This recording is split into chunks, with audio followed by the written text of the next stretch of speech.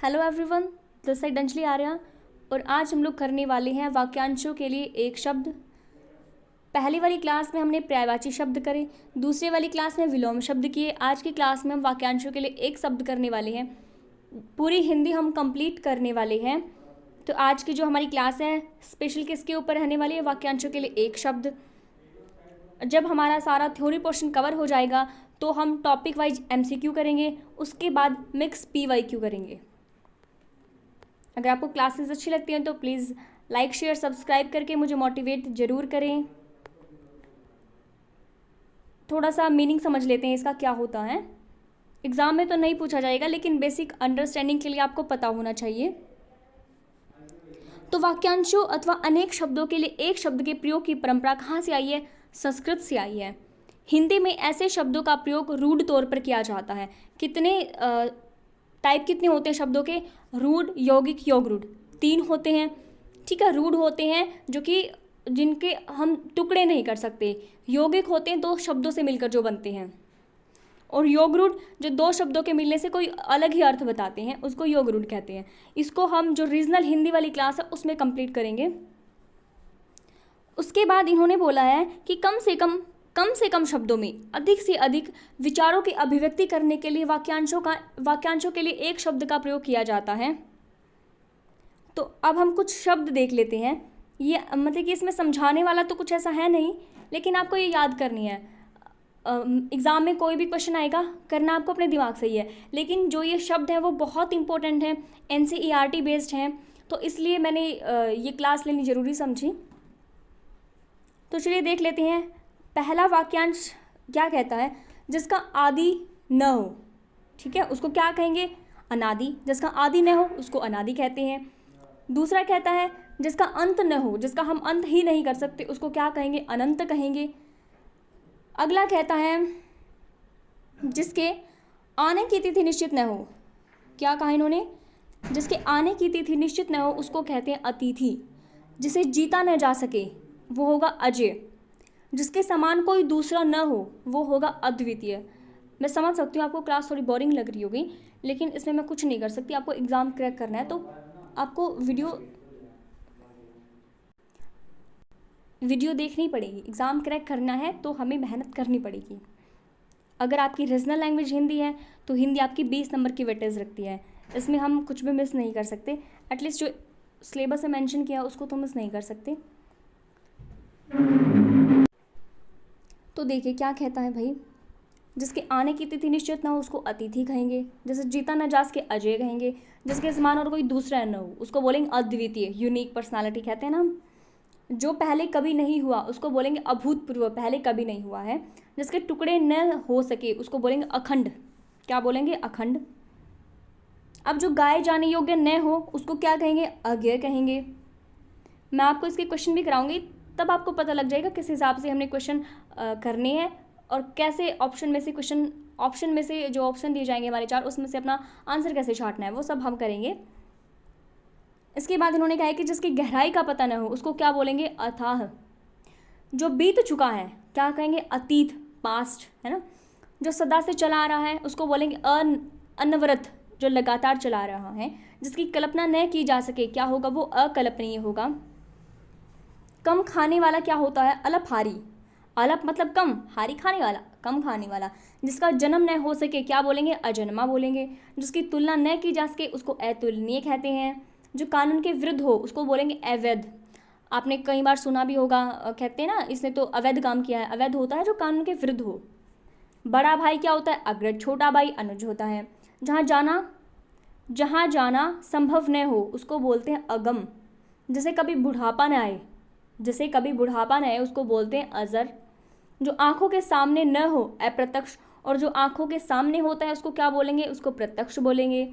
जो कभी मरता नहीं उसको अमर बोलते हैं। अवसर के अनुसार बदल जाने वाला, आपके बहुत फ्रेंड होंगे ऐसे, है ना, जो मौका दे के बदल जाते हैं, रंग पलट लेते हैं, गिरगिट वाला रंग। अवसर के अनुसार बदल जाने वाला क्या होता है? अवसरवादी होता है। उसके बाद कहता है कि जिसमें चेतना न हो उसको क्या बोलेंगे? अचेतन बोलेंगे, अनकॉन्शियस बोलेंगे। जो कभी मरता नहीं क्या होता है? अमर्त्य होता है। जो आगे की न सोचता हो, जो सिर्फ प्रेजेंट की सोचता है ना पास्ट की ना फ्यूचर की, नहीं सोचता आगे की, उसको क्या बोलेंगे अदूरदर्शी, मतलब कि दूर की नहीं सोच रहा है वो। अदूरदर्शी दूर मतलब कि दूर की, मतलब कि फ्यूचर की नहीं सोच रहा है। मन में होने वाला ज्ञान क्या होता है, अंतर्ज्ञान होता है। धरती और आकाश के बीच का स्थान अंतरिक्ष होता है। बहुत बार एग्जाम में क्वेश्चन यहाँ से पूछा गया है। धरती और आकाश के बीच का स्थान अंतरिक्ष कहलाता है। उसके बाद वध करने योग्य वध्य होता है। दूसरों के पीछे पीछे चलने वाला अनुयायी उसको कहेंगे। जिसे स्पर्श करना वर्जित हो, मतलब कि नहीं स्पर्श कर सकते जिसको, उसको बोलते हैं अस्पर्श्य। जिसका कोई भी शत्रु न हो उसको बोलते हैं अजात शत्रु। आपने बहुप्रिय समास में पढ़ा होगा इसको कई बार। जिसका मूल्य आंका न जा सके उसको बोलते हैं अमूल्य। उसके बाद कहते हैं जो इस संसार से बाहर की वस्तु हो अलौकिक होता है। जिसके पास कुछ न हो अकिंचन होता है। बहुत बार पूछा जाता है अकिंचन भी। उसके बाद कहते हैं कि जो कानून के प्रतिकूल हो उसको बोलेंगे अवैध। दोपहर के बाद का समय अप्राय। अधिक बढ़ा चढ़ाकर कहने वाला अतिशोक्ति। जो कुछ नहीं जानता उसको बोलेंगे अज्ञ। जिसमें कुछ करने की क्षमता न हो अक्षम। जिसकी उपमा न हो उसको बोलेंगे अनुपम। जिसका निवारण न हो सकता हो क्या बोलेंगे अनिवारणीय बोलेंगे। जिसकी अपेक्षा न हो उसको क्या बोलेंगे अनअपेक्षित बोलेंगे। छोटा भाई अनुज, बड़ा भाई अग्रज। जो वाणी द्वारा व्यक्त नहीं किया जा सके अनिर्वचनीय, हम बोल नहीं सकते, वाणी के द्वारा व्यक्त नहीं कर सकते। अपनी प्रशंसा करने वाला आत्मश्लाघी। ईश्वर में विश्वास करने वाला आस्तिक। ईश्वर में विश्वास न करने वाला नास्तिक। आदि से अंत तक आज्ञोपांत। एक ही आदमी का अधिकार एकाधिकार। जहाँ कोई दूसरा न हो एकांत। कहते हैं ना भाई मेरे को तो एकांत पसंद है, एकांत में जाना है ना। जहाँ कोई दूसरा न हो उसको बोलते हैं एकांत। जो अपनी इच्छा पर निर्भर हो उसको क्या बोलेंगे ऐच्छिक। कार्य करने वाला व्यक्ति कार्यकर्ता। कर्म के अनुसार जो चलता है उसको क्या बोलेंगे कर्मानुसार। आलोचना करने वाला कौन होता है आलोचक, है ना। जिसकी आयु लंबी हो क्या बोलेंगे दीर्घायु, भाई बहुत लंबी आयु लेके आया है। जो बहुत ज़्यादा बोलता है वाचाल, और जो बिल्कुल नहीं बोलता उसको मूक बोलेंगे। जो स्वयं पैदा हुआ हो, अपने आप ही पैदा हुआ हो, उसको क्या बोलेंगे स्वयंभू बोलेंगे। जो किसी के पक्ष में न हो उसको तटस्थ बोलेंगे, न्यूट्रल बोलेंगे, ना वो इधर ना वो उधर, बीच में खड़ा है ना। जिसके हाथ में वज्र हो क्या बोलेंगे वज्रपाणी बोलेंगे। ये शब्द आपके बहुब्रीहि समास के भी हैं, ध्यान रखना। उसके बाद जिसके हाथ में वज्र हो वज्रपाणी। जिसकी आत्मा महान हो महात्मा। जिसका रूप अच्छा न हो क्या बोलेंगे कुरूप, है ना। तीनों लोकों का स्वामी क्या होगा त्रिलोकी होगा। जो अभी अभी पैदा हुआ है उसको नवजात कहते हैं। जंगल में लगने वाली आग उसको दावा अग्नि कहते हैं। याद रखो उसको दावा नल भी कहते हैं, दावा अग्नि भी कहते हैं। जो जन्म से अंधा हो जन्मांध। कौन था धृतराष्ट्र था। जो क्षमा करने योग्य हो क्षमेय। जिस पुरुष की पत्नी की मृत्यु हो गई, क्या कहा इन्होंने, जिस पुरुष की पत्नी की मृत्यु होगी उसको विधुर कहते। और जिसकी पत्नी की मृत्यु हो नहीं जिस पुरुष की पत्नी की मृत्यु होगी उसको विधुर कहते हैं। और जिसके पति की मृत्यु होगी उसको क्या बोलेंगे, उसको विधवा बोलेंगे, है ना।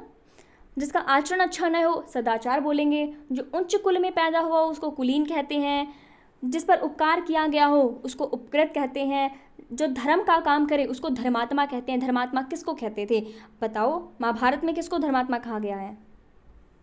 जो सब कुछ जानने वाला सर्वज्ञ होता है। युद्ध में स्थिर रहने वाला युधिष्ठिर होता है।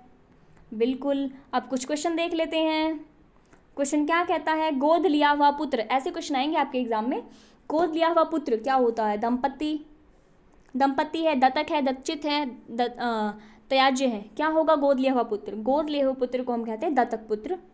जिसके हृदय में ममता नहीं होती क्या होता है, निर्मम होगा, निर्मूल होगा, निर्गुण होगा, निराश होगा, क्या होगा बताओ। जिसके हृदय में ममता नहीं होती उसको बोलते हैं हम निर्मम। प्रयोग में लाने योग्य क्या होगा, प्रहसन होगा, प्रयोजनीय होगा, प्रसूता होगा, प्रष्टव्य होगा, क्या होगा प्रयोजनीय होगा। आपको थोड़ा सा दिमाग भी यूज़ करना है इन क्वेश्चन को हल करने में। उसके बाद कहता है कि जिसे जीता न जा सके उसको क्या कहेंगे, अजेय कहेंगे। क्या कहेंगे, अजेय, जिसको जीता न जा सके। उसके बाद ये क्वेश्चन देख लेते हैं। क्या कहता है, इंद्रियों को भ्रमित करने वाला इंद्रिक, इंद्रलोलुप, इंद्रजालिक, इनमें से कोई भी नहीं भाई। तीनों जो ये ऑप्शन है वो सिमिलर सिमिलर से लग रहे हैं। अब आपको थोड़ा अपने दिमाग का, बुद्धि का यूज़ करना है कि क्या मैं इसका आंसर टिक करूँगा। नेगेटिव मार्किंग भी है एग्जाम में, थोड़ा ध्यान से करना पड़ेगा। इंद्रियों को भ्रमित करने वाला क्या कहलाएगा? इंद्रजालिक कहलाएगा। धर्म पत्नी से उत्पन्न हुआ पुत्र क्या कहेंगे? औरस कहेंगे। बहुत बहुत बार एग्जाम में आया हुआ है ये क्वेश्चन। धर्म पत्नी से उत्पन्न हुआ पुत्र औरस कहलाता है। आज के लिए बस इतना ही। और अगर मेरे को लगा इसमें कुछ इंपॉर्टेंट है तो उसकी हम अलग से क्लास कर लेंगे। बाकी मैंने अपने हिसाब से इसको कंप्लीट करा दिया है। अगर आपको वीडियो अच्छी लगी है तो लाइक शेयर सब्सक्राइब जरूर करें। Thanks for watching.